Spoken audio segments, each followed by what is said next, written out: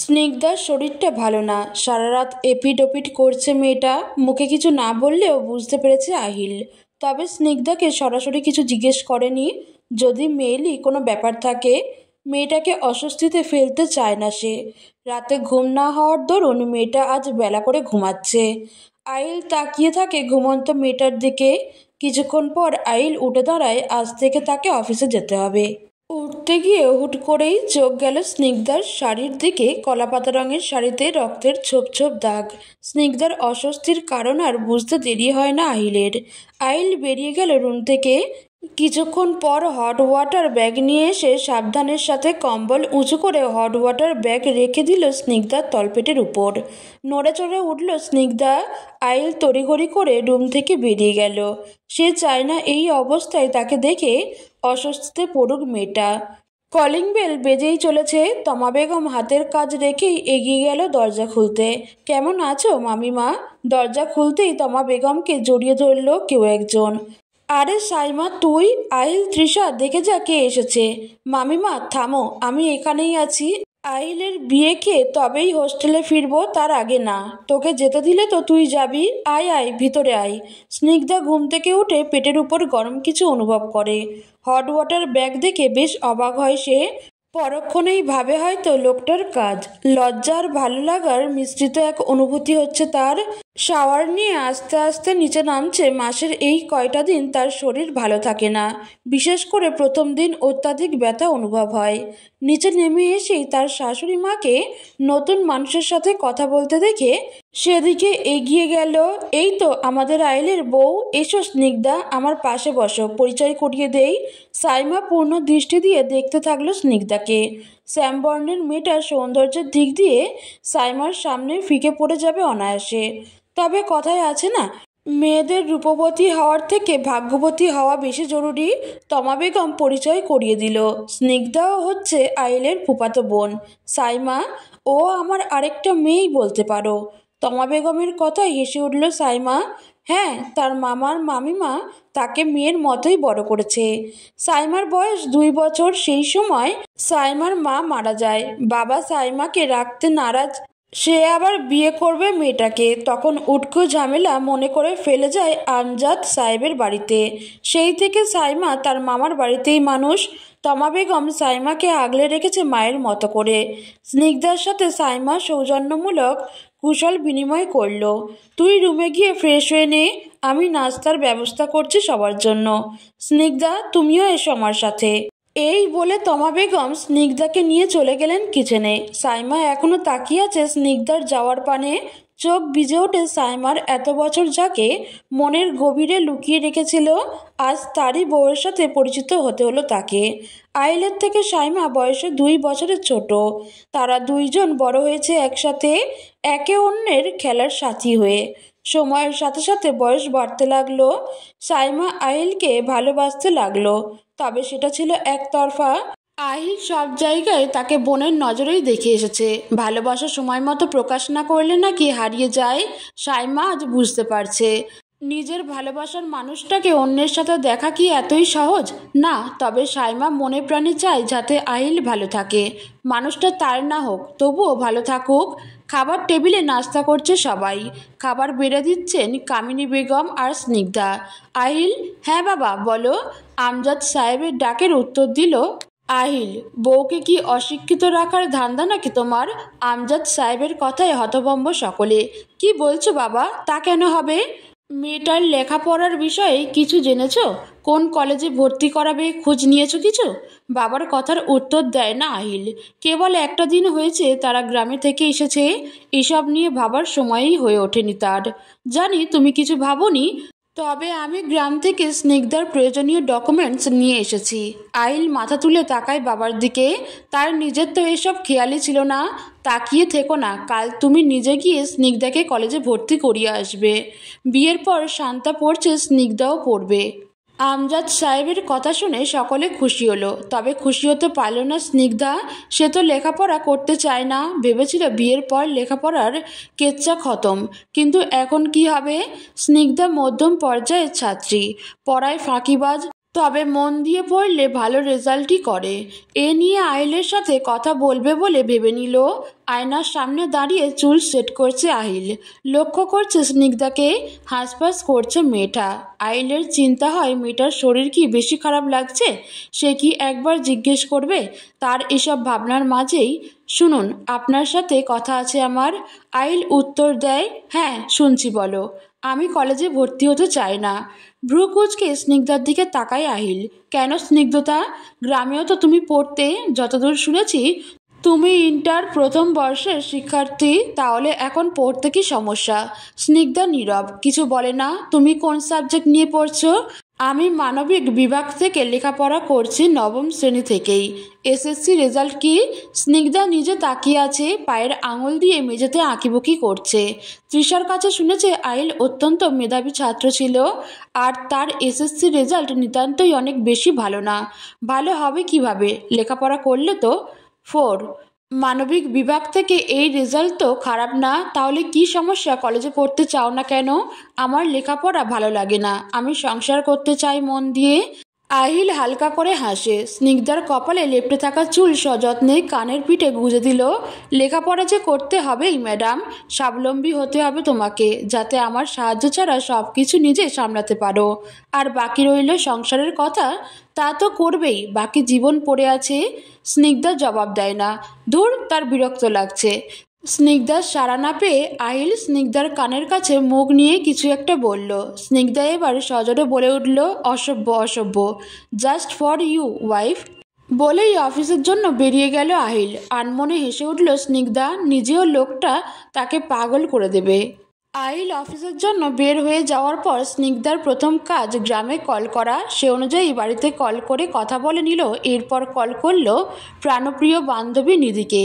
কথা বলা শেষ করে নিচে যেতে সময় দেখা হলো সাইমার সাথে। স্বভাবস্বরূপ হাসল স্নিগ্ধা। সাইমা তাকিয়ে থাকে স্নিগ্ধার দিকে। সে চাইলেও মেয়েটার সাথে খারাপ ব্যবহার করতে পারে না। স্নিগ্ধার তো কোনো দোষ দিয়ে লাভ নাই, আহিল তার ভাগ্যে নেই, সেটা সাইমা মেনে নিয়েছে। তবুও অন্তরের নীরব রক্তক্ষরণ তো থেমে থাকে না।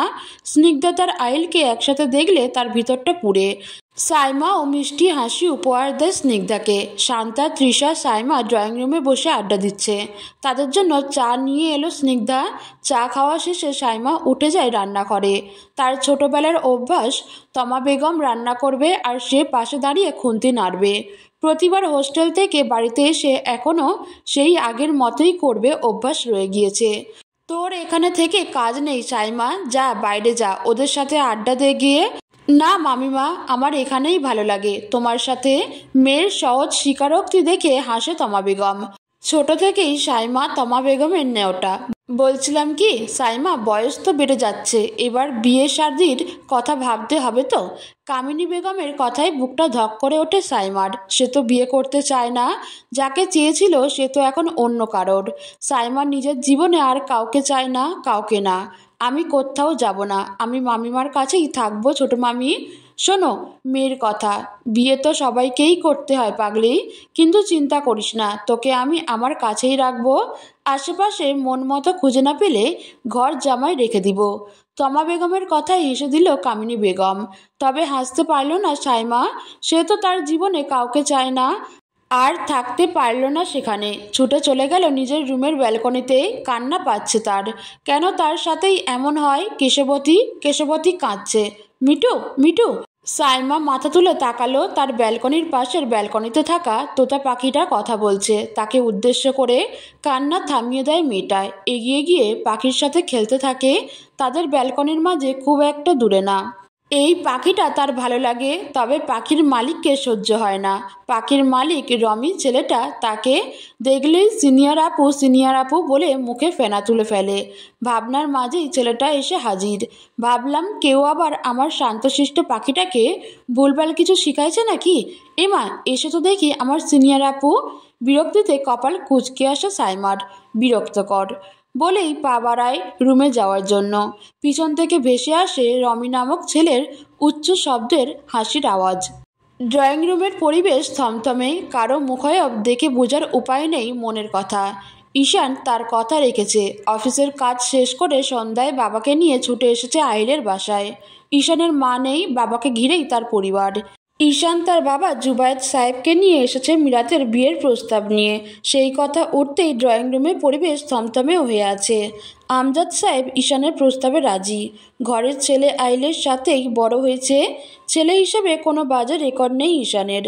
তবে আজাদ সাহেবের কাছে মেয়ের জামাই হিসেবে ঈশানকে খুব একটা ভালো লাগেনি। তার একটি মাত্র মেয়ে, সামান্য একটা ছেলের কাছে মেয়েকে দিতে চাচ্ছেন না তিনি। আর সব থেকে বড় কথা, ছোট থেকেই মেয়ের কোনো আবদার তিনি অপূর্ণ রাখেনি। মেয়ের মতো নেওয়া প্রয়োজন আগে। দেখুন ভাই সাহেব, ছেলে হিসাবে ঈশান পছন্দসই, তবে আমি আমার মেয়ের ইচ্ছার বিরুদ্ধে কিছু করতে পারবো না। তা তো অবশ্যই অবশ্যই। আপনার মিরাত মামুনির মতামত শুনে আমাকে জানান, আমার কোনো তাড়া নেই। এই সম্বন্ধ আসার সব থেকে খুশি মিরাতের মা কামিনী বেগম। আগে থেকেই মিরাতের জন্য ঈশানকে তার পছন্দ। ছেলেটা সবাইকে মান্য করে চলে। আমরা ছুটিতে এসেছি, আর মাত্র 1 মাসের মতো থাকবো বাংলাদেশে। এই মাসের মধ্যেই বিয়ে করব আমি রাতকে। আজাদ সাহেবের কথার পিঠে উত্তর করে ঈশান। ঈশানের কথায় চোখ রাঙিয়ে তাকায় জুবায়েদ সাহেব। ছেলেকে কত করে বলল এখানে এসে যেন বেশি কথা না বলে। পরিবেশ ঠান্ডা করতে কামিনী বেগম বলল, ভাই সাহেব, আমি চাচ্ছিলাম ছেলে মেয়ে দুজনে যদি দুজনের সাথে কথা বলে নিত। কৃতজ্ঞতায় মুখ তুলে তাকালো ঈশান নিজের হবু শাশুড়ির দিকে।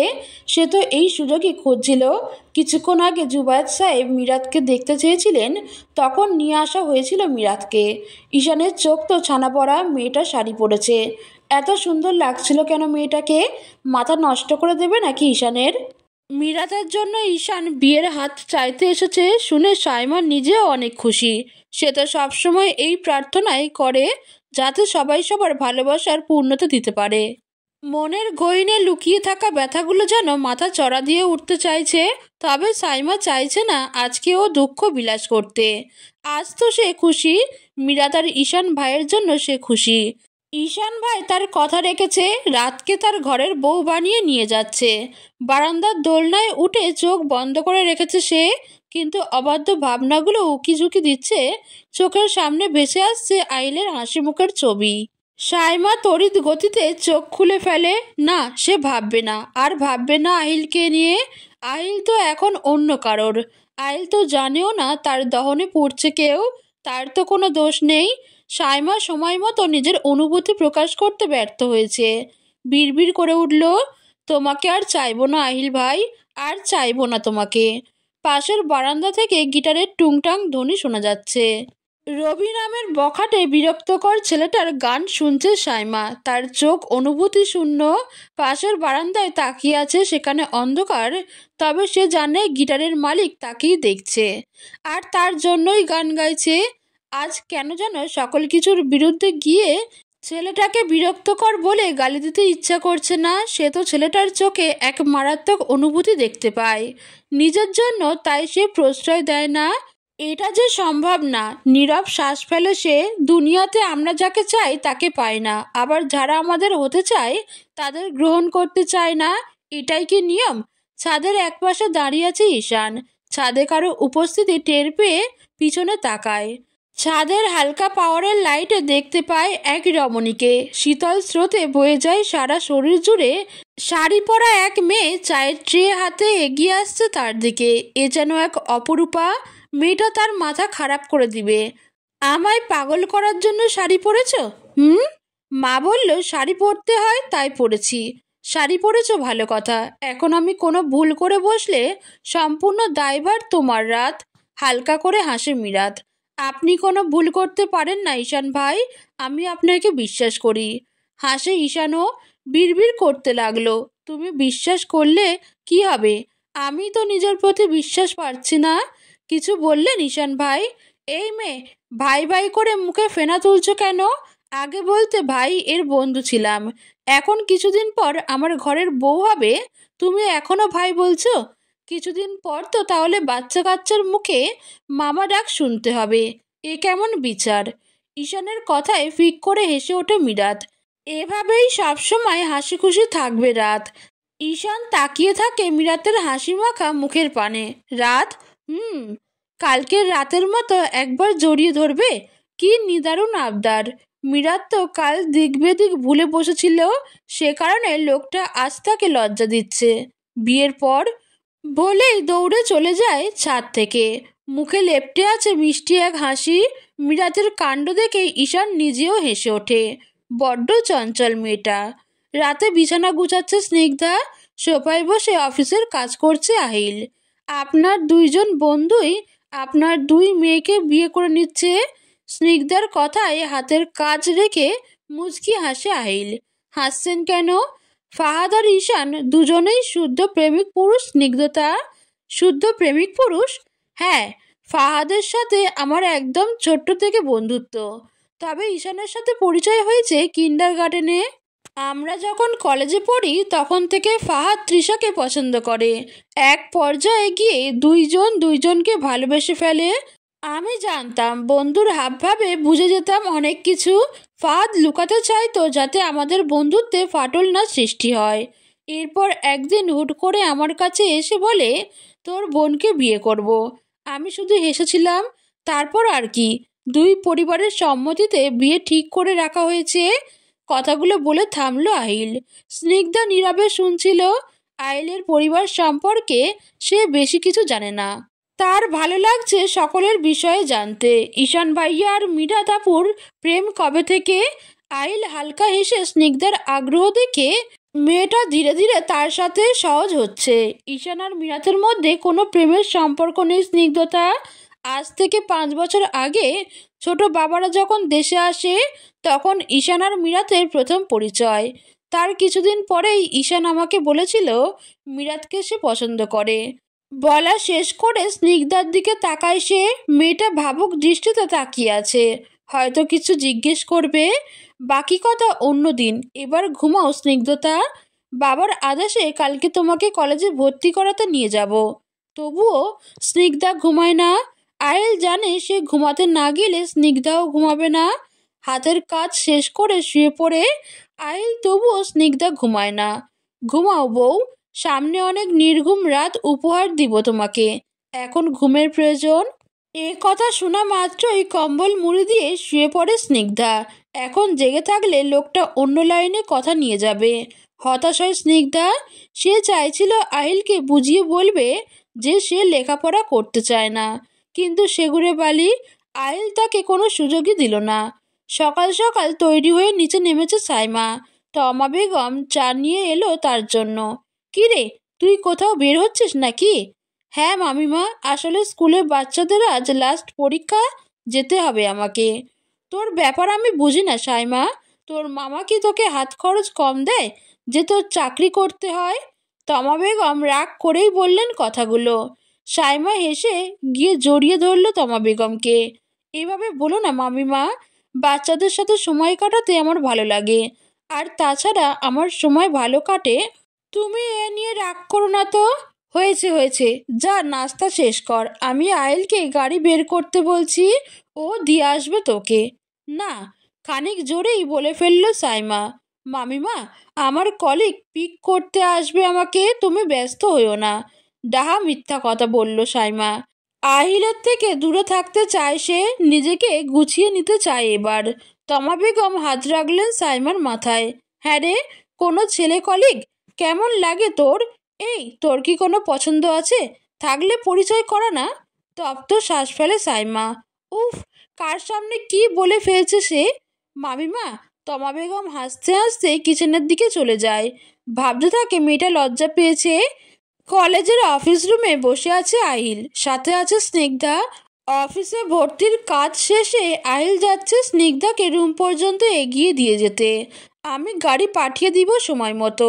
কলেজ শেষে আমার অফিসে যাবে তুমি, তারপর একসাথে লাঞ্চ করব আজ আমরা। স্নিগ্ধা নীরব সম্মতি জানালো। কথা বলতে বলতে ক্লাসের সামনে চলে এসেছে তারা। ক্লাস শুরু হয়নি এখনো। ক্লাসের মেয়েগুলো কেমন করে তাকিয়ে আছে আইলের দিকে। স্নিগ্ধার মোটেও ভালো লাগলো না। স্নিগ্ধাকে ক্লাসে রেখে আইল চলে গেল অফিসে। দেরি করে আসায় সব থেকে পিছনের সিটে বসেছে স্নিগ্ধা। একজন মেয়ে সামনের সিট থেকে উঠে এলো স্নিগ্ধার কাছে। সুন্দর হাসি দিয়ে বলল, আমি রূপা, তোমার নাম কি? আমি স্নিগ্ধতা জামান। ও আচ্ছা, নামটা খুব সুন্দর। স্বভাবস্বরূপ হাসল স্নিগ্ধা। রূপ নামের মেয়েটা হয়তো তাকে অনেক কিছু বলতে চাচ্ছে। স্নিগ্ধার ধারণা ঠিক প্রমাণ করে মেয়েটা বলেই ফেলল, আচ্ছা তোমার ভাইয়ার নাম্বারটা দেওয়া যাবে? স্নিগ্ধা হতভম্ব, কি বলে এই মেয়ে? তার স্বামীকে ভাই বানিয়ে দিল। আসলে উনি আমার হাজবেন্ড। কি কি বললে তুমি? ছে, কপাল। রাস্তার ক্রাশ রাস্তাই থেকে যায়। এবার তো একজনের পরিচয় পেয়েও ছ্যাঁকা খেয়ে গেলাম। রূপার মেয়ে কি হতাশা দেখে ফিক করে হেসে দেয় স্নিগ্ধা। মেয়েটা বেশ মজার।